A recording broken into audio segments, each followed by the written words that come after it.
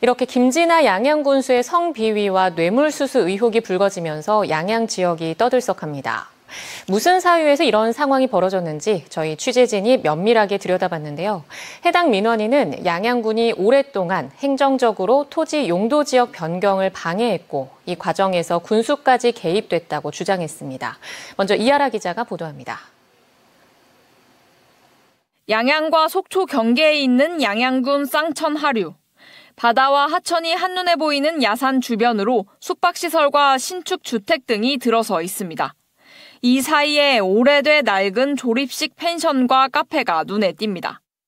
바로 옆에는 이렇게 지상 13층 규모의 생활형 숙박시설이 들어와 있을 정도로 개발이 진행된 모습입니다.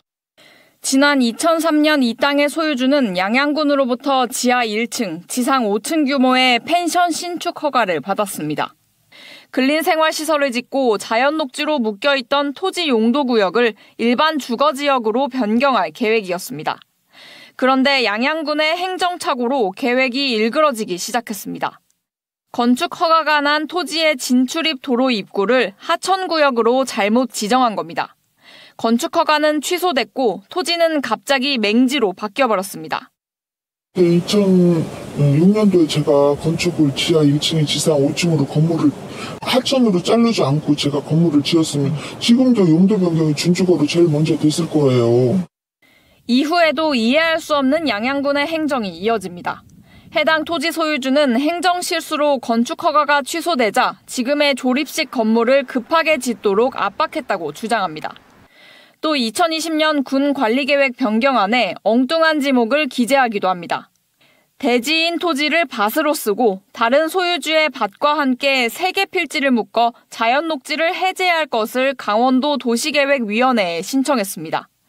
결과는 자연 녹지 존치였습니다.